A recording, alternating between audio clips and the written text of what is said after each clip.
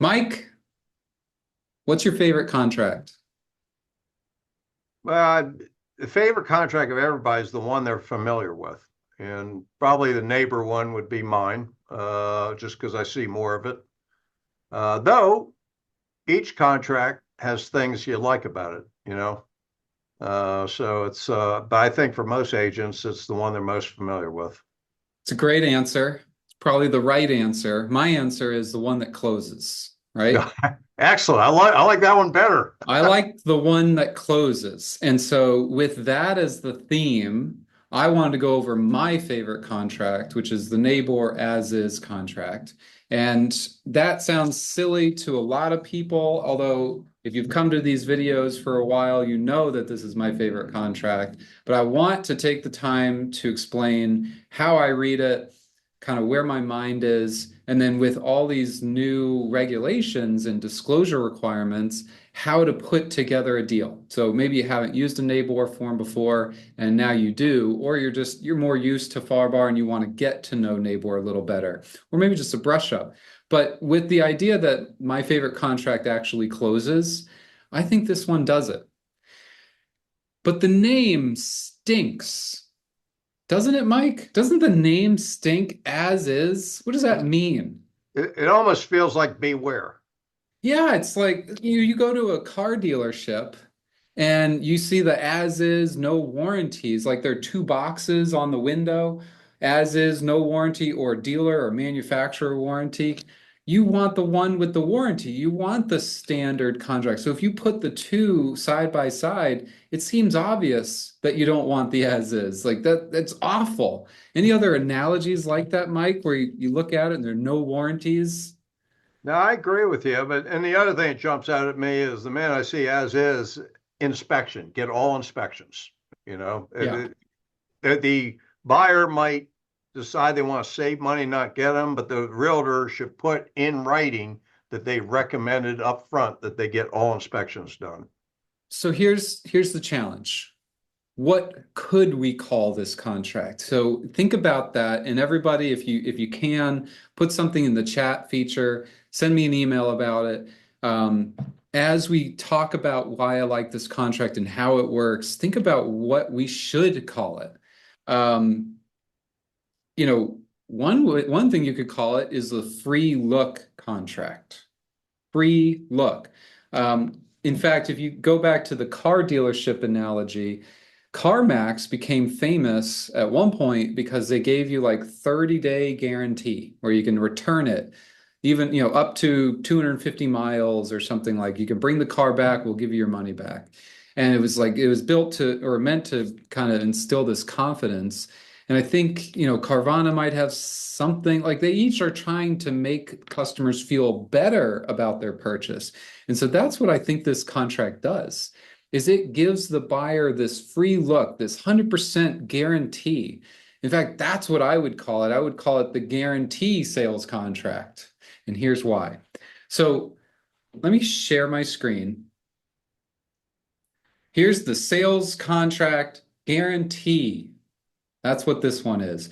Why is it a guarantee? Well, nothing changes on this contract. Mike, you even kind of said something that is kind of the incorrect mindset. You mentioned, well, when I think of as is, I got to get all my inspections. I got to make sure it's right. Actually, that's not the case because there's still all these seller warranties. There's still all the federal and Florida disclosures. All that is still in there. It actually matches the contract word for word, except for this number 8. That's really and there's some sections that are removed regarding inspections. It's simplified. So the inspection period is a free look. And in fact, let's see if I can do a little circle on here. Um, If buyer determines in buyer's sole discretion that the property, systems, equipment, or personal property is not acceptable to buyer for any reason, buyer may terminate the contract prior to the expiration of the due diligence period. That's the key. That's the guarantee. If you don't like it for any reason, you get to return it. and get all your money back for any reason. I don't need a reason. You just have to tell me you want out. It's the guarantee. There's nothing better. It's like using a credit card, Mike. If there's fraud, just give it back. Call the card company. They'll give you your money back. So 15 days is a lot. All right. So now we'll start talking about what I don't like about it real quick. So what I love and the reason I use this contract is that it's a free look, it's a guarantee. Give me the 15 days, give me the 7 days. What I don't like about it is that 15 days is too long for a seller. It probably is. In for a typical contract when you don't want to come off the market, if you're in season, if you got other buyers interested, 15 days is probably too much. I don't need that much time to do all my inspections. Give me 7 days, give me 10 days, give me 5. When COVID was really rushing, we got to 0. I thought that was too extreme. I think that a seller really should give a buyer the opportunity to do their due diligence. I don't want them to feel like they're not given a chance to do their due diligence. I want them to have a chance, just shorten it. So if I go under contract, let's say I get an offer on let's do my typical hypothetical, which is we host an open house. Let's say we go live on Thursday. We get a bunch of appointments for Saturday and Sunday. We tell everybody we're accepting offers and we're going to review them on Sunday night at the dinner table. And then we're going to make a decision either Sunday night or let's say it's Monday morning. We're going to pick one of these buyers to accept or counter. Or we're going to counter all of them and see if we can get better offers. But let's say you get under contract on Monday. If I give you 5 days, Monday is day 0. So Tuesday, Wednesday, Thursday, Friday, Saturday. 5 days goes to Saturday, which per the NABOR contract actually moves to Monday. You cannot have any deadline end on a weekend. So it's really a 7-day inspection period because you signed it on a Monday. But 5 days, 1 week, can you get your inspector to come in? Can you double check the permits? Can you make sure that maybe another property you wanted doesn't come up, or you talk to your financial advisor the next day? Or a new one on me, Mike. I have a buyer who's making an offer and he wants to make sure that the election goes a certain way. And so he wanted me to draft him a contingency that said, if so-and-so gets elected, I have the right to terminate. Have you heard that one? Wow. Yeah, I hadn't heard that one. So I scratched my head for a second. I didn't, I just said, well, what's the easiest way for me to do that? The as-is sales contract. As-is sales contract is a guarantee money back. You don't like it. So I just had to count how many days until the election, maybe give them to the day after the election so we can verify who the winner is. If he doesn't like the result, he can terminate, or if, for any reason, if he finds something he likes better, he can terminate. And that's the downside. If you give someone a guarantee, they might actually use it. You ever return something, Mike? I let my wife do that.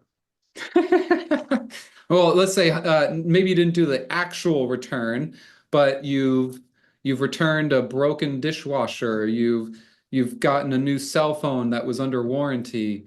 Maybe you bought an airplane ticket and you had to cancel it because you made a mistake. I think the number one reason I actually go on trips is because the airlines give you an hour to terminate and get all your money back. That's their 100% guarantee. 1 hour. That's all you get. 1 hour. But the downside is someone might actually return it.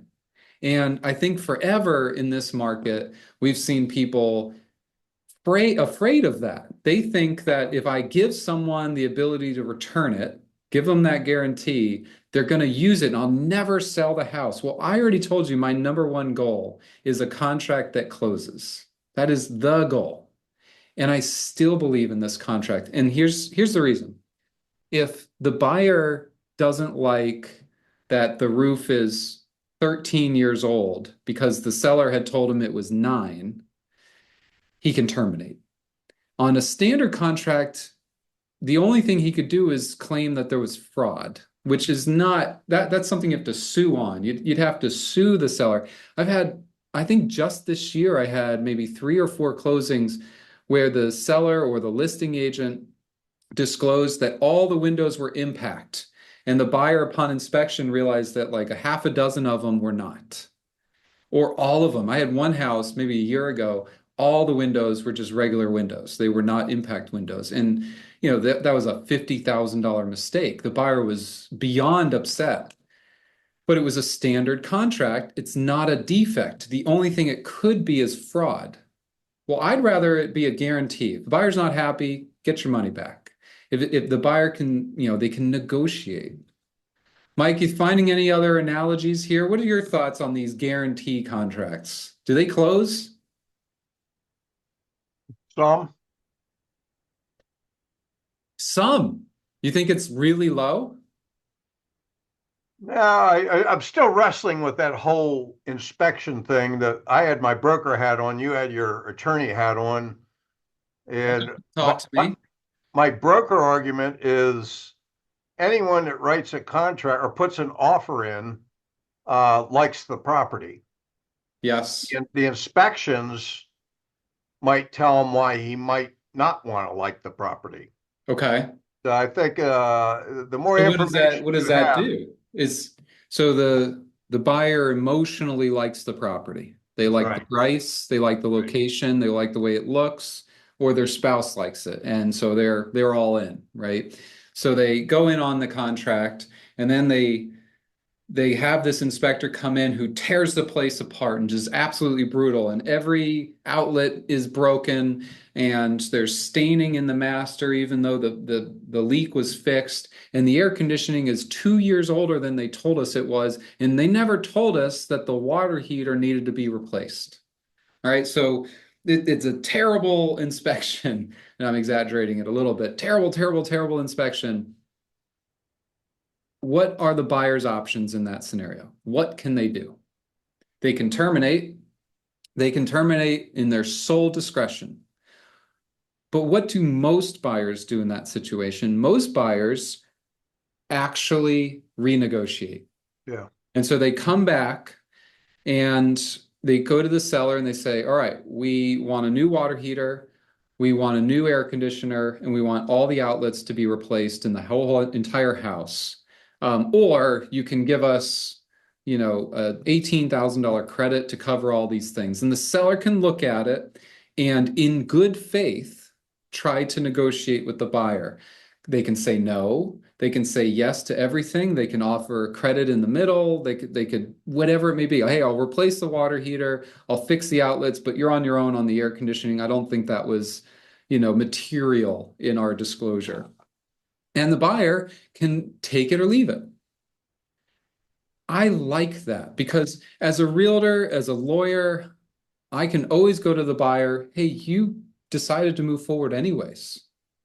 You knew about it ahead of time. You discovered this in your inspection. The seller said no, and you decided to move forward anyways. You have only yourself to blame if this became something bigger, potentially.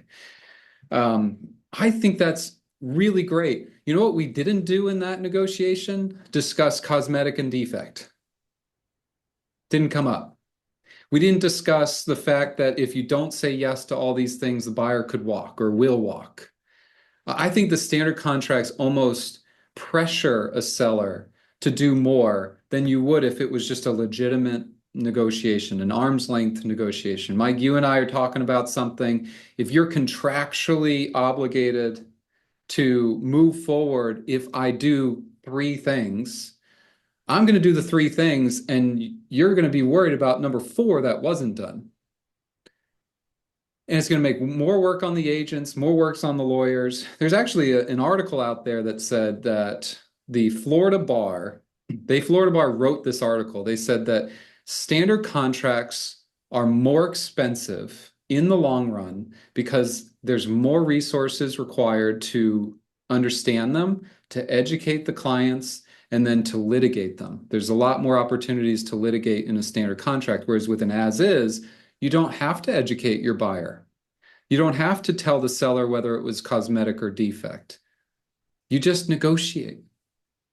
I think the best example was my own house. So went under contract, and in our inspection, the house was really, really good. There were maybe 10 things that weren't so good. And there was one thing that was really bad, and that was the roof. The roof had 5 leaks, active leaks, and it had been patched multiple times over the last 20 years. It was an original roof. And so I said, look, ignore all the little dinky stuff, the outlets, the faucets. Don't worry about it. I'll take care of that later. I want a credit for the roof. And the seller could have said yes, could have said no, could have offered something in between, could have just fixed it. But if I didn't like the seller's proposal, I could have walked. If the seller didn't like my proposal, they didn't have to do it at all.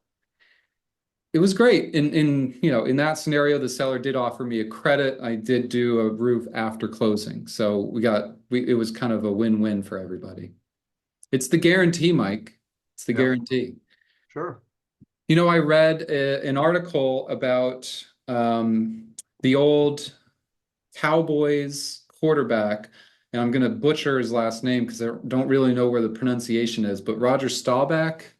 You got it. I nailed it. Okay. I So hated that guy. I was from Washington. yeah, he's a great quarterback, Hall of Famer. But after his playing career, he started a real estate brokerage that was 100% guaranteed commission. If you are unsatisfied with our service to you, you can request part or all of your compensation to be returned to you if you're the seller or the buyer. I don't remember exactly. And they talked about how that was a really great thing because the buyer and the seller knew that they could always take it back. If someone tried to do something that was unethical or did a bad job, didn't return the phone calls, tried to ghost them, they had some leverage. But they still moved forward. And I think they said like it was in the 30 years, there were like 3 customers that asked for part or all of their compensation to be returned. Like 3 of them. It was a pretty cool guarantee. There's a cost, but could you have a happier client? You don't have to explain to a New Jersey customer what penicillin aspergillus is compared to toxic mold. You wouldn't have to have that conversation. If there's mold and the buyer wants out, they get out. If there's radon and the buyer wants out, they get out. If they, I think the risk is always if the buyer finds another property. If they find something else, then they're just wasting your time. Well, here's the next adage, Mike, that I like. I count weekends. When thinking about whether to accept an offer, whether to negotiate on the inspection period, I count how many weekends my customer's house will be off market. So if we go under contract on Monday and I give them a 7 or a 5-day inspection period, which pushes us to the next Monday, I'm off the market for 1 weekend. Am I willing to accept that risk, knowing that this buyer made a great offer that we're happy with? We want them to double check that everything is right. 1 weekend. Now, if it spills into 2 weekends, maybe that's a different calculation.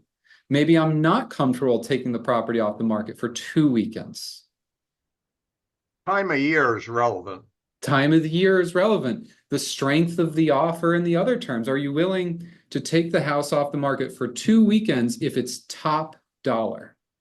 Are you willing to take the property off the market for 2 weekends if it's the only offer?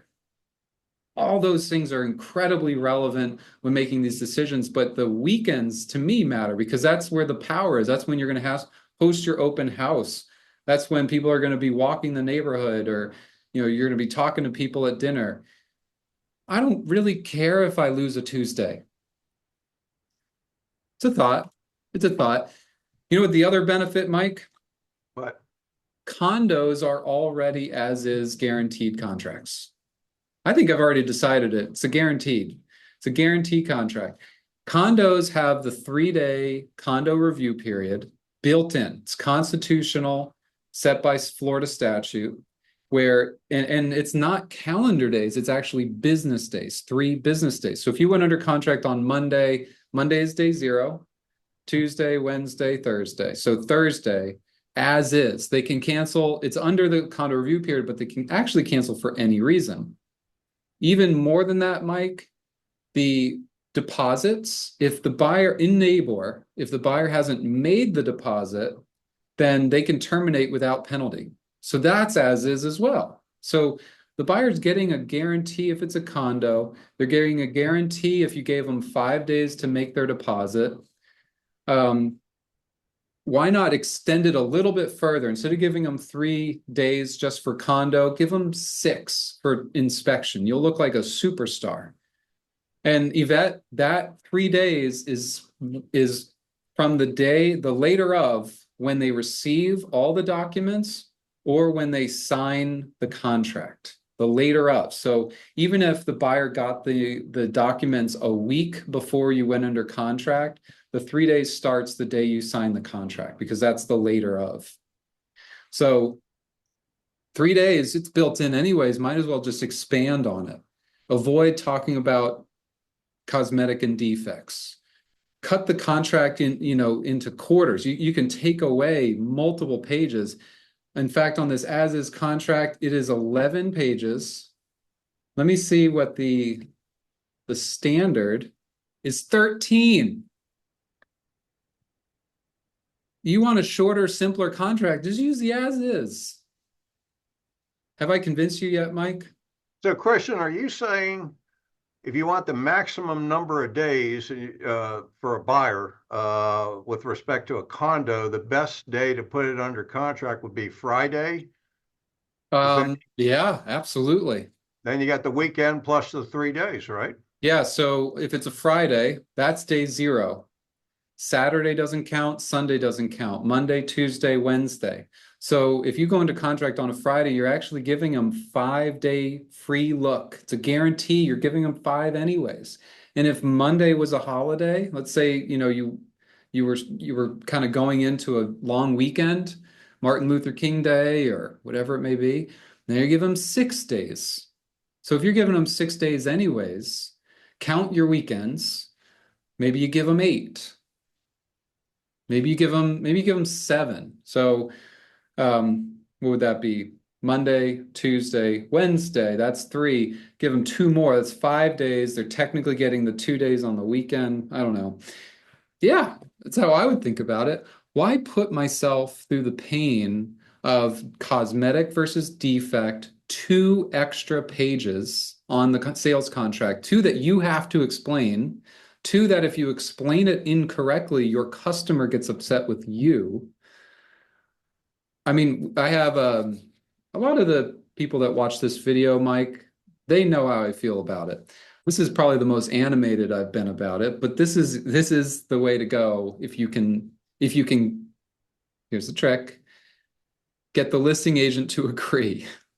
All right, so let's talk about it from a listing agent perspective. Mike, what would you think as a listing agent when trying to determine, you got 2 offers, one is a standard NABOR sales contract, one is the as-is sales contract. Do you have a preference between the 2? Let's say they're the exact same with everything else. Do you have a preference? Who do I represent? The listing? You're representing the seller. Seller. I don't know. I guess I lean towards standard. Why? Explain yourself. I don't like the word as is. All right, we're calling it guaranteed anyway. So do you like the guaranteed contract or the standard? You like the standard. Why? That was just my off the cuff comment. That's great. Well, it's true. I think a lot of listing agents feel that way. And the reason is because there are less opportunities for a buyer to cancel. So if in a standard contract, you do your inspections, in my example, the water heater being defective, there's actually a limitation to how much money you can ask for in the sales contract. So that protects the seller in that scenario. Now this is kind of a pain. They have updated all of these sales contracts. So my numbers are all off. It's really driving me crazy. And if you don't have the new forms, you need to make sure you do. That used to be line 315. Now it's seemingly line 327. This is the standard contract. It says no cost to repair or replace any systems or equipment item shall exceed the fair market value of that item if it were in working condition. All right, so what does that mean? It means that that 10-year-old water heater that no longer works, the seller is only responsible for the fair market value of that item if it were in working condition. So the repair cannot exceed what the unit itself, that 10-year-old water heater, is actually worth. Mike, what's a 10-year-old water heater worth? A lot less than a new one. About $8. Yep. Maybe it's $80, maybe it's $112, maybe it's $0. It might be worth nothing. And it's becoming an insurance item too. Totally. It's an insurance item. It's something that, it fails inspection because it doesn't work. And now the listing agent's calling me and asking, well, how much do I have to actually agree to pay? Now, some of the uninitiated, so if you're not familiar with this line in the sales contract, you've kind of failed your customer, right? So maybe in the inspection, or maybe when you were explaining the defects, you said, hey, if something doesn't work, we can ask the seller to fix it. If they refuse, you can terminate and get your money back. That's how a standard contract works.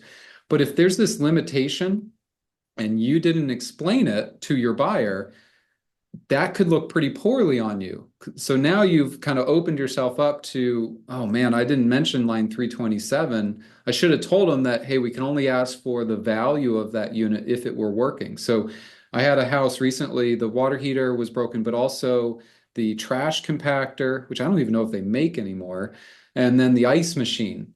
Well, each of those units is maybe $400 or $500. Maybe the water heater is $2,000, but the seller's only responsible for replacing the 30-year-old water heater with another 30-year-old water heater. Maybe it's the ice maker that's 30 years old. So you're not going to get any money for it, and I'm having to discuss with the seller how much to offer, and I'm imploring them to be generous. I'm saying, hey, you don't have to offer really very much at all, but be generous. Don't let the buyer be upset. Just say, hey, we'll give you $100. It's probably not worth $100. And then, you have an upset buyer. You do. What if your seller finds out that they didn't have to replace their water heater, but that you kind of led them to believe they did? That could be a problem to the listing agent. So you've now opened up some liability to the listing agent, which I don't like. I want your job to be simple. I've written a couple of articles the last 2 weekends basically saying this job is getting harder. This is one way we can simplify it, hopefully. But it's true. The listing agents in general, they like the protection of the standard sales contract, the non-guaranteed sales contract. And the mindset is that those deals stay together more often. They might, but you have to work a lot harder to keep them together. You have to explain a lot more. You have to educate better. And you might have an upset customer. What's the point if the buyer is pissed because they felt like they were manipulated? Yes, the deal closed. Yes, you got paid, but you didn't get a referral. You have an upset buyer who feels like they were manipulated. It's not good. It's a bad look. It's not how you build your business. So if you can instead stick to an as is, they can't be upset with you. They can only be upset with themselves if they decide to move forward. Seems to be happening. So I think I've started a bit of an epidemic. More and more people are using as-is sales contracts. Mike, a lot more of your agents are using them as well. I think that's a huge win. I even fought with my dad because he thought, without looking at the numbers, he thought that standard contracts close more often. He really believed it. I showed him the data. It's not that different. It's like 91% versus 90% or 89. And of those 89 that closed, more of them were satisfied with the closing. Not necessarily our service or the realtor service, but they were more happy with their purchase. That's huge. That's a win. Your customer's going to remember the most stressful moment during the transaction and the last moment in the transaction. You don't want them to be the same thing. Hmm. They should be different times.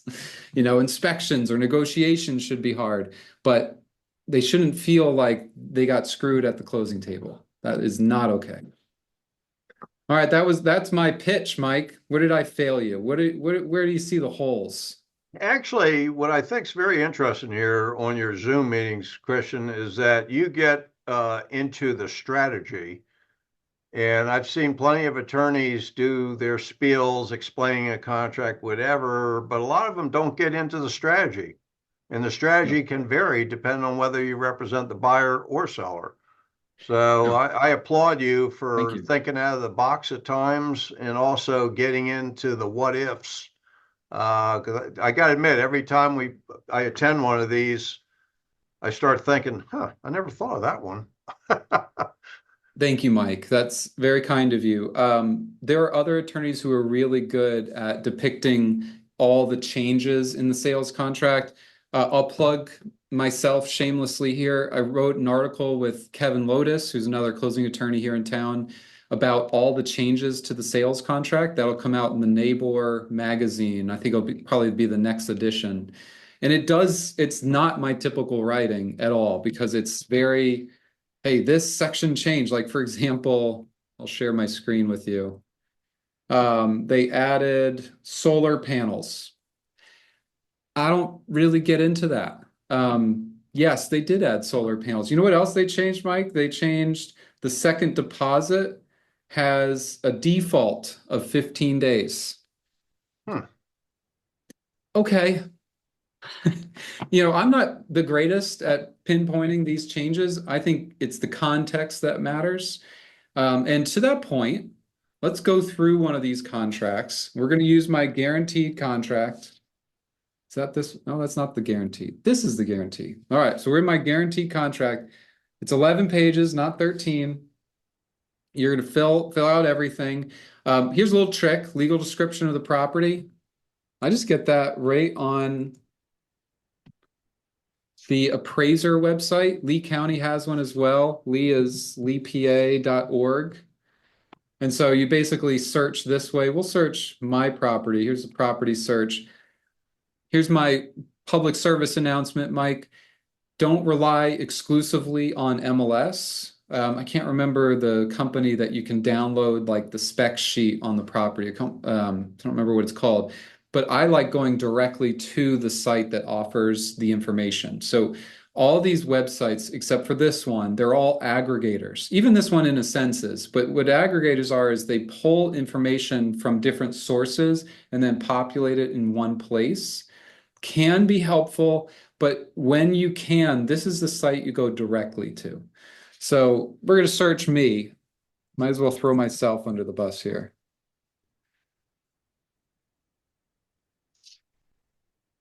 This is the Collier Appraiser website.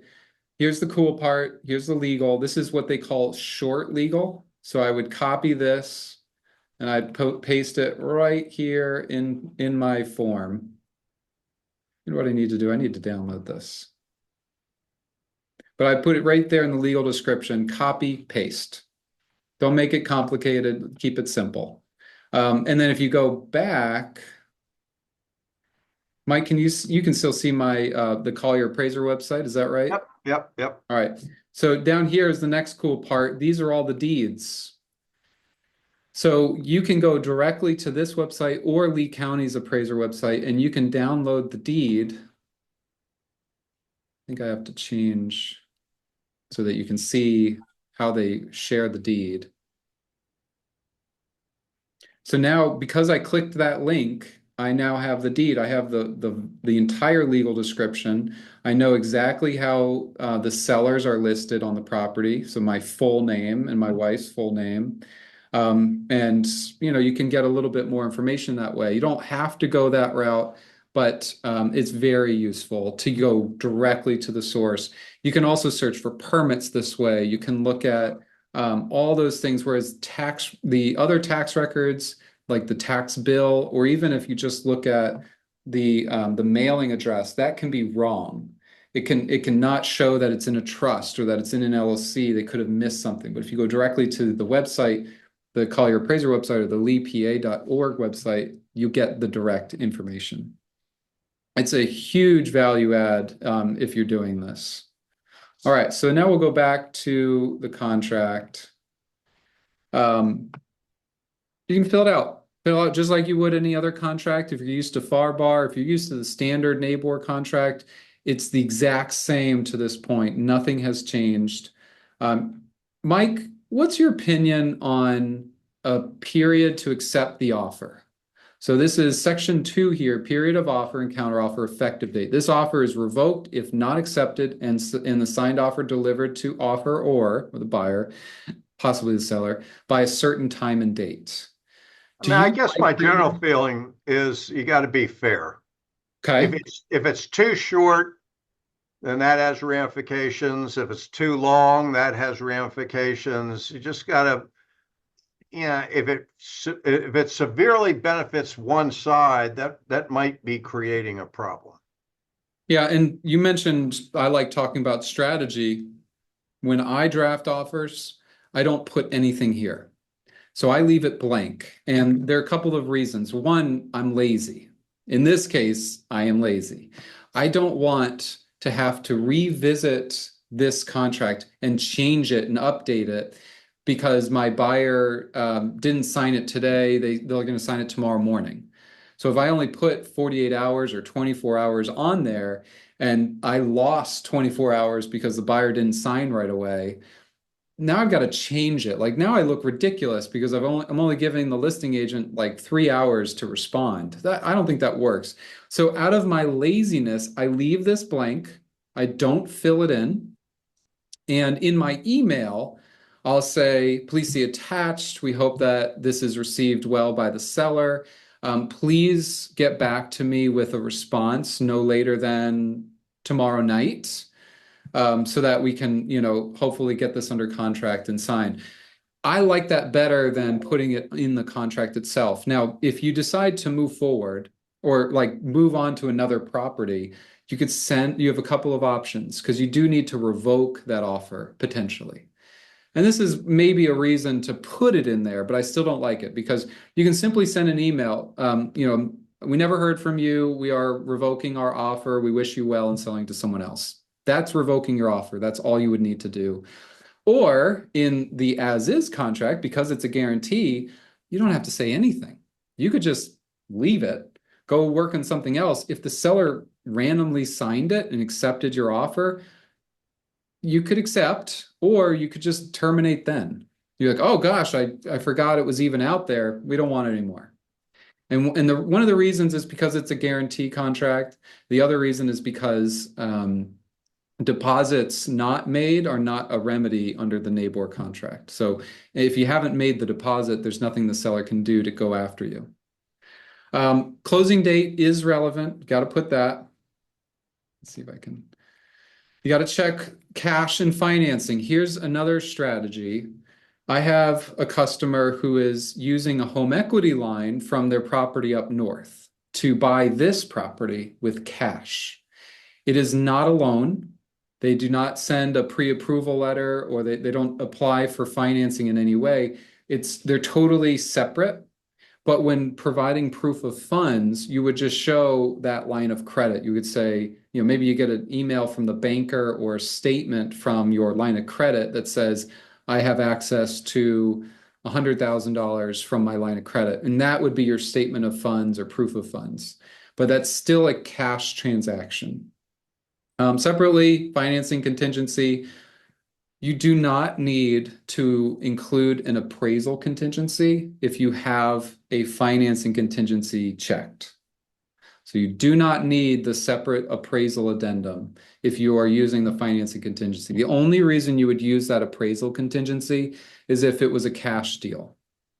So you put cash, but you still want to be able to get your appraisal. Here on this financing contingency, it actually says if you're denied due to the borrower creditworthiness or the property, then that would be sufficient to get your money back. let's see, property was unacceptable, line 72. So that's where it says, basically appraisal. Um, Seller financing, there is a separate addendum for seller financing. I'm seeing that a lot. Mike, I even saw it in the Wall Street Journal where they were talking about seller financing and how it was becoming more prevalent. I do see it a lot, and there's a separate addendum for it. You just fill out that entire addendum, and it will give me everything I need to draft loan documents. I don't Um, see a lot of them. That's interesting. But then again, if they're doing seller financing, they probably need an attorney involved. Yeah, you probably do just to draft the note and the mortgage. I see a good amount of it. I think it's a great deal for both parties because typically the seller's getting close to full price plus interest, and the buyer gets to save a little bit of money potentially because they don't have to apply for, a traditional loan. They don't have to pay for origination fees and all this other stuff. So it's usually a good short-term solution, anywhere from 6 months to 6 years. I'd say anything more than 6 to 10 years, you really should go to Bank of America. Not many sellers want to hold on to your mortgage for 30 years. It's just not realistic. They're just looking for, to provide that gap to maximize their returns, and if they can afford it, great. Um, Let's see. So this is where your due diligence period would be. 15 days is your default. This is again this is your guarantee. The buyer can terminate for any reason. Mike, can a seller terminate for any reason? Wow.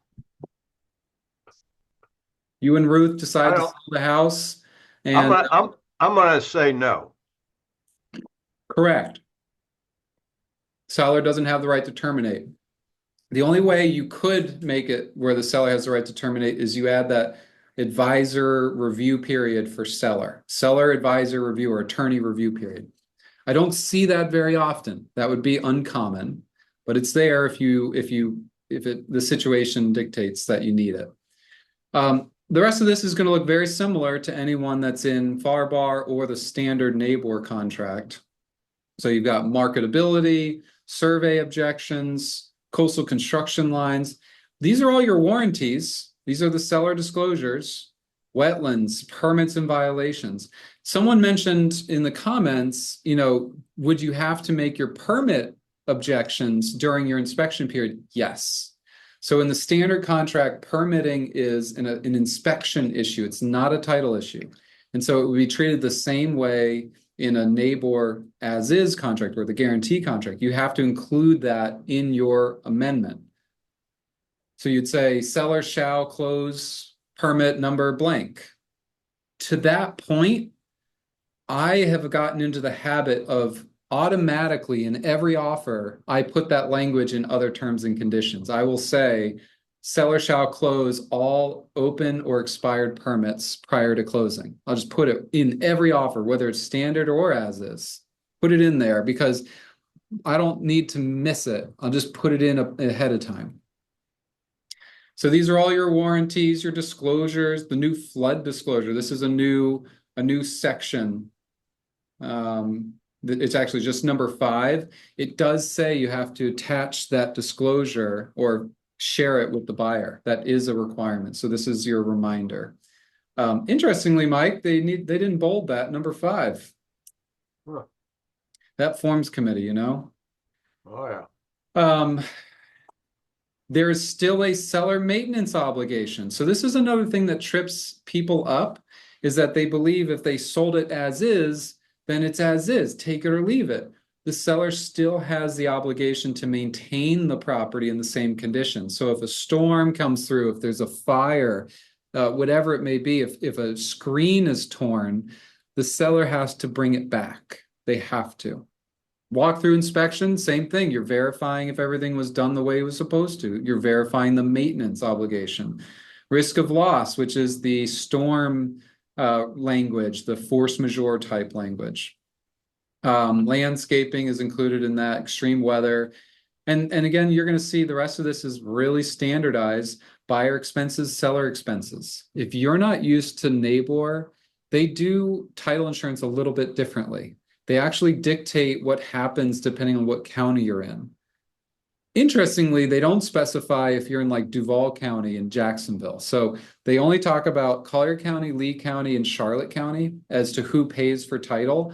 Then they let you guess if you use this contract in Tallahassee. I don't know why they do that, but they did. So just don't use that in any other county. You got your prohibitions, homeowners insurance or homeowner association. They have changed the homeowner language quite drastically. I don't know if that is on, no, it's not up yet. So you will see new homeowner and condo disclosure or condo addenda. They are going to come and they're drastically different. We'll see. There's just more information that needs to be disclosed. And then obviously check the box for any attachments and you sign. Interestingly, Mike, the identification of the escrow agent is a very material term for a sales contract. You do need to add that. Who's going to hold the money?